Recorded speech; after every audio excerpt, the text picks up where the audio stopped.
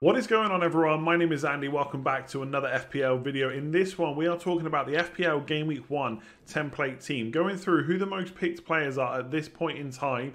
Just what, like 6 days out from the deadline now, and basically giving you my opinion on whether they're worth it or not, or whether I think they're worth it or not. And if you're unsure about some of these players, if they're in your team, they're not quite in your team, hopefully that will help you out. If you do enjoy the video, give it a like. If you haven't already, hit that subscribe button. Let's take a quick look at our sponsor for today's video before we jump into it. So I can hear you over the internet. You're saying, Andy, please let us know about the Game Week 1 template team. But before you do that, we're only 6 days out. I don't have a football app yet. Well, guess what? I've got the one just for you. One Football. There is a link in the description below. You might as well try it out. It's completely free. Android, iOS devices, whichever one you're on, that link will take you straight through to the store. You can download it and give it a go.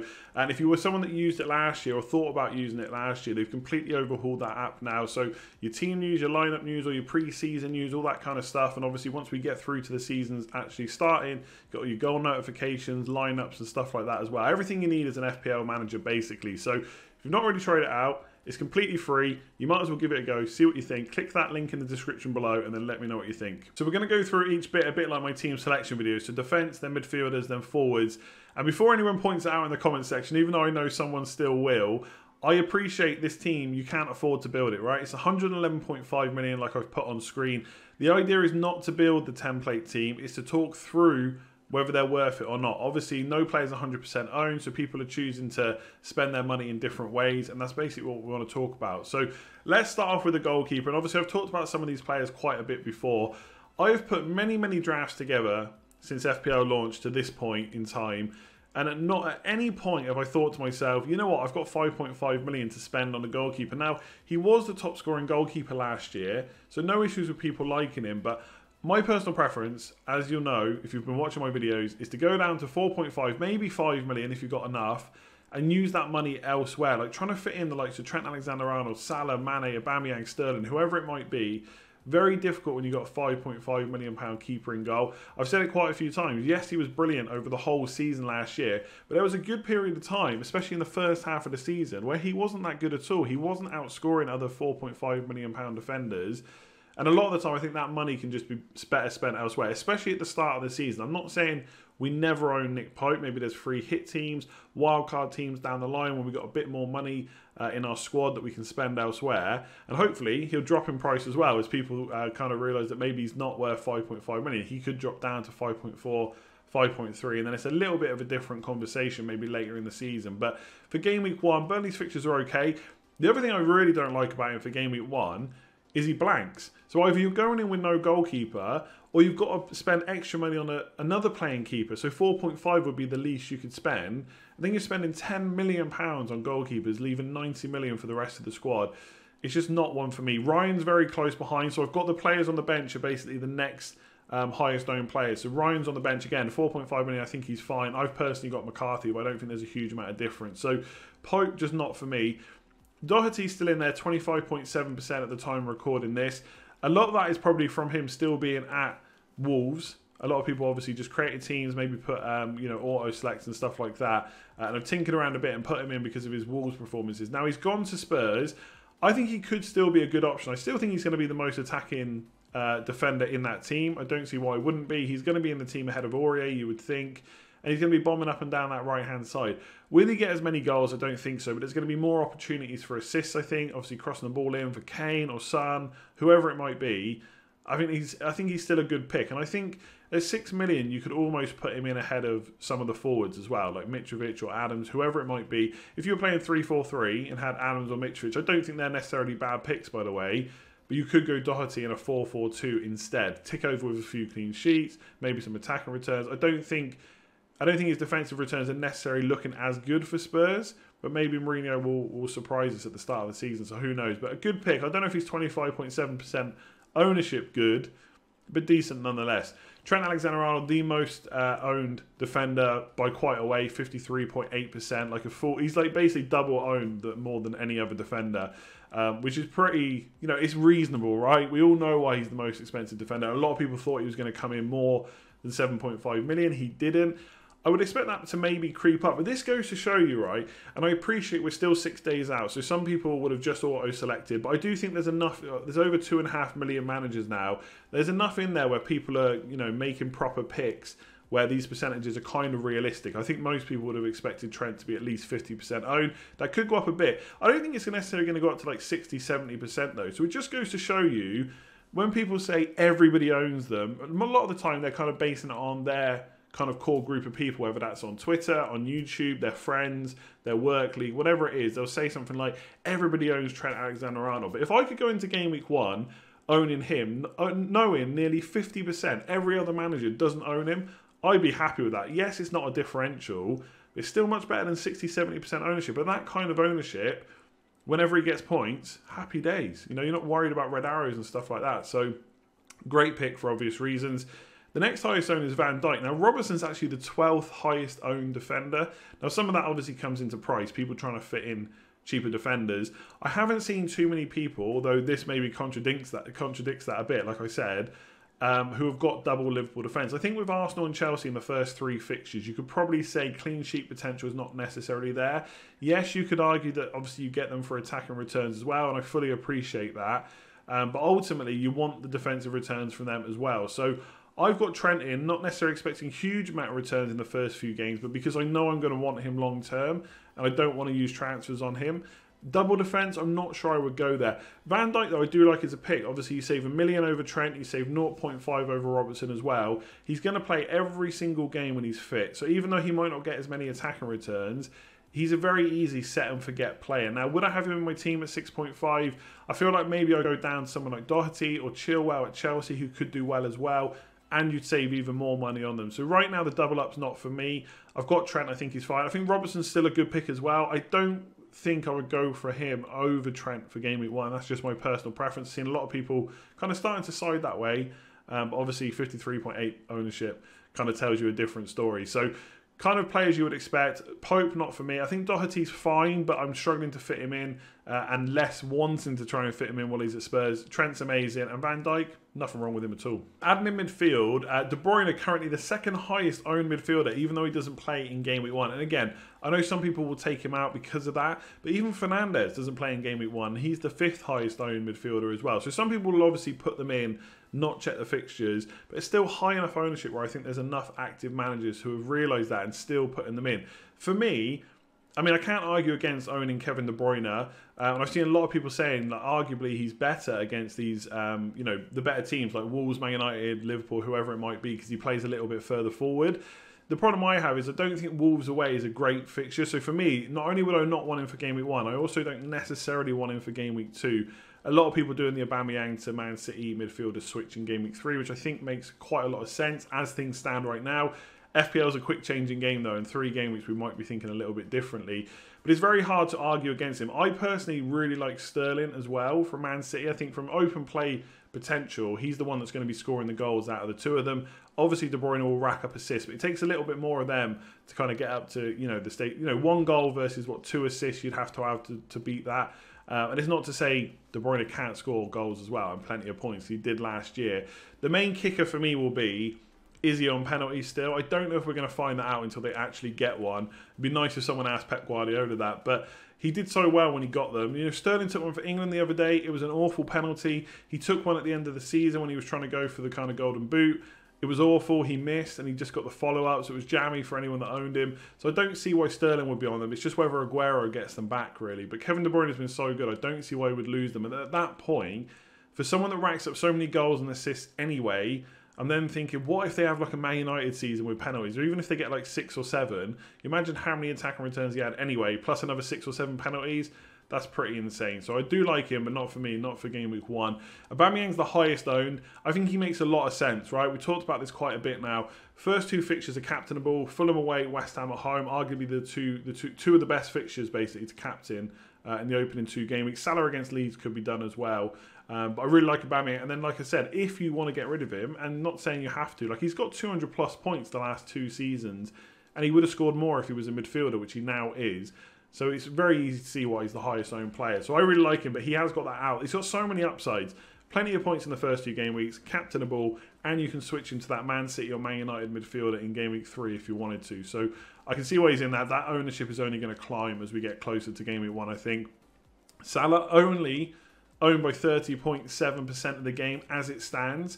Leeds at home is good. Then it's Arsenal-Chelsea, like I said, for game weeks 2 and 3, which is a little bit trickier. One of the reasons I've got him in my team is because I know I'm going to want him down the line. So again, it's a bit like Trent. I don't want to make transfers when there's other things. Like there's going to be players from game week 1 and 2 that I've not thought about who are suddenly doing really well.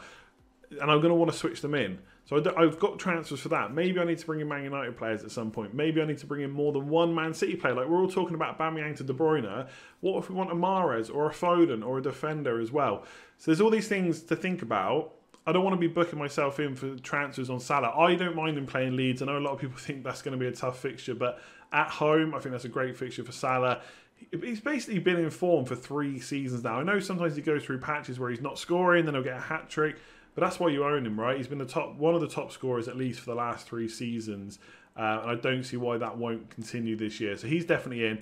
I really like Son as well. I've currently got him in my draft, 27.6%. I think it's because of the fixtures, right? Not only that, but obviously he does well when he plays too. When he gets minutes, he's a decent pick. The fixtures are very good for Spurs. Whether that will convert into points, I don't know. Like a lot of people just still don't trust Jose Mourinho to basically get good attacking potential out of his players. And obviously a lot of people are drawn to Harry Kane as well because he did well post-lockdown. But again, a bit like Aubameyang, I see quite a few positives to Son. If Son, by the way, I know I keep saying it wrong, if he starts off really well, he's got the fixtures to then carry on playing him. Because a lot of people keep saying to me, how are you going to get Man United players in? What's your Man United plan? But if I've got Son in my team and he's doing really well, why do I need to get Rashford instead? Okay, Rashford might outscore him, but if Son's already doing well, I might as well save my transfer and maybe wait for it later. But if he's not, he is a good way to get Man United players. If you've got 0.5 in the bank, for example, or another way to make money, Son to Rashford could be done, even up to Bruno Fernandes if you've got enough in the bank, or down to Greenwood, or convert that money into an extra kind of striker position and get Martial in. Whatever it is, I quite like Son as like a price point of someone you can buy and then sell later on, obviously, if you need to particular players. Obviously, you can sell players for anyone at any point.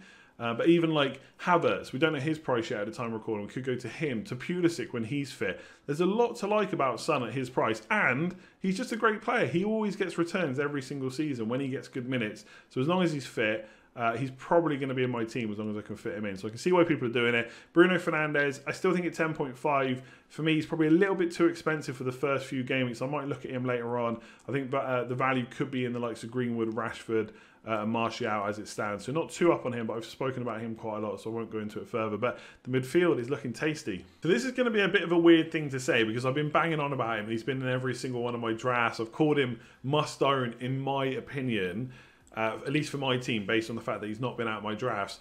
I'm surprised Werner's ownership is so high, 45.4%. I think he's, apart from Trent, he's the most owned player in the game right now. So second highest owned player, which is pretty impressive coming into a Chelsea team. They've got Brighton away, Liverpool at home. Not that easy, but obviously he's come from the Bundesliga. He's a top player.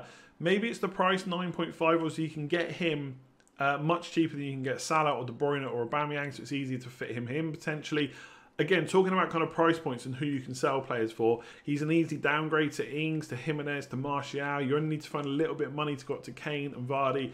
It's one of the reasons I really like him. And if you look at things like expected goals, Chelsea were right up there last year. I think they were in the top 3, or maybe just behind Man City and maybe behind Liverpool. So yeah, I think they were in the top 3 last year. And imagine the players they've added this year. Havertz, when Pulisic's fit, Ziyech, Werner. I keep banging on about Chelsea, but I do think there's something special happening there from an FPL point of view, and there could be plenty of goals. And I think Werner will be right up there, even whether he's playing as a kind of central number 9 or off a striker on the left. I just think he's going to do the business. 45.4% ownership. I'm a little bit surprised it is so high, because obviously Ings did so well last year, Jimenez did so well, and they're kind of well-known FPL greats of kind of past seasons as well. But I guess at the same time, everyone knows how good Werner could be. And I think the fact that Chelsea are signing so many other players, it makes sense that he's in our sides, right? So he's in mine. 45.4% owned, though. It's very high. Mitrovic is the second highest. Obviously, a lot of people, they're trying to fit in all these midfielders and Werner. You've got to go for some cheaper players as well. I think at 6 million, there's not a huge amount of choice. That obviously the great things about Mitrovic. By the way, I don't think Fulham's opening fixtures are as good as people are saying they are, but he's absolutely nailed on. He's going to play 90 minutes when he's fit. He did that last year. Every single game he was fit for, I think he played 90 minutes. I know it's the Championship, a little bit different. Don't see why it'd be any different in the Premier League, though. He's scoring for his national team. He's on penalties as well. There's not much to dislike about him for 6 million. Like the other options, Rodrigo for Leeds, we don't even know if he's going to get straight in the team. Are for Crystal Palace? I just don't see enough goals there. Adams is a potential option, don't get me wrong. I think Southampton's fixtures are okay. Good opening fixture against Crystal Palace, by the way, not keeping many clean sheets for a while. But his minutes would be a worry. He's always going to be a player that's probably subbed off early. There's always a chance Shane Long starts as well. So I'm not saying don't go for Adams, but I can see why people are looking at Mitrovic. Nailed on penalties. It's everything we like from an FPL player. So yeah, the fixtures aren't probably as good as everyone's saying they are, but for 6 million... it's not a bad price to, just have someone tick over and have someone in your team that you don't have to worry about. You know they're going to play. They're going to probably get 10 plus goals this season. Job done. Ings, 25.9%. See, he's not really been in many of my drafts. The main reason is I found it very difficult to fit him in a team that I actually like. The question is he still good value, right? Jimenez was great value at 5.5. He was still decent value last year. Now he's 8.5.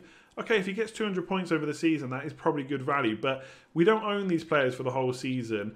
So I don't know about Ings. I think he's a good player. He did really well last year. And I do think he's going to carry on scoring goals. I think he is in good form. Southampton have looked good for a while now. It's only been a short break. And while I don't take pre-season form into account too much, I think they won 7-1 in one of their pre-season games. He was on the score sheet, so was Adams. So I think seeing form from players that were already in form last season, in pre-season, is good. Like if it's a player that we've never heard of or suddenly doing well, I don't really take too much, kind of account with that. But with Ings, I think he will do well, 8.5 million. And again, I don't really have an issue with his ownership being so high. I think people are making a good choice. Again, there's other players you can go to. Like Jimenez, for example, first 2 game weeks, I much prefer Ings because Jimenez plays Man City and Sheffield United. So you could switch to Jimenez down the line. So again, he's a pretty nice price point. He's not for me, but only because I can't fit him in my side. If I had an extra kind of 2.5 million and I was happy with the rest of the team, he probably would be one of the players first on my team sheet. So a good pick, good opening fixtures. Is he going to be as good value as last year? No. But if he gets another 200 points, that's still going to be pretty decent, as long as he can stay fit. And really, we've not seen anything to suggest that he can't recently. So yeah, good pick. On the bench, I didn't really talk about Vinagre and Egan. I still think Vinagre is a great pick. There's nothing to say, by the way, that a new left-back will be ahead of Vinagre. They've been linked to someone from Lyon. I think they're 31 years old. So there's nothing to say that that player is going to come in. I think Vinagre is going to start the season at this point. It's too close to the season start for them to not play someone that's played in that team before and done well. So for me, Vinagre's in from the start. 4.5 million Wolves defender is way too good to turn down. So he's the next highest own. Then it's Egan. Not so sure about Sheffield United. I just think the price has gone up and I'm not confident enough versus maybe some of the 4.5s that they're going to do well. They do have some okay fixtures in the first 5, but a lot of that I think depends on how well Ramsdale does. So he's not really one for me. Fernandes and De Bruyne not straight away either. But in my current draft, Trent, Aubameyang, Salah, Son, Werner, all great picks. Maybe Mitrovic too. So overall, I can see why the template is the template. I think it's very good. I don't like Pope. I don't like Ings' price, mostly because... just because of my preference, right? I've already spoke about that quite a lot. I like my team. I can't fit Ings in.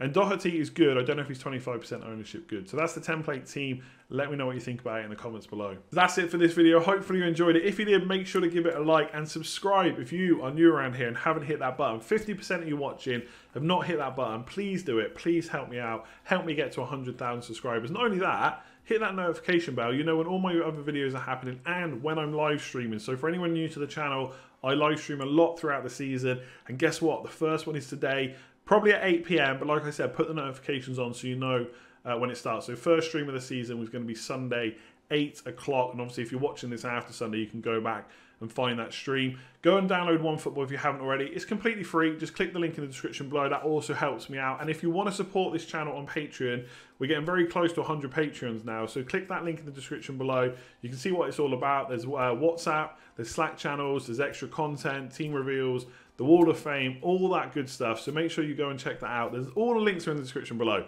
OneFootball, Patreon, Instagram, Twitter, It's all there. There's also my league code as well if you want to join that. So go and hit that subscribe button, hit that like button, and I'll catch you again soon for another video. Cheers all.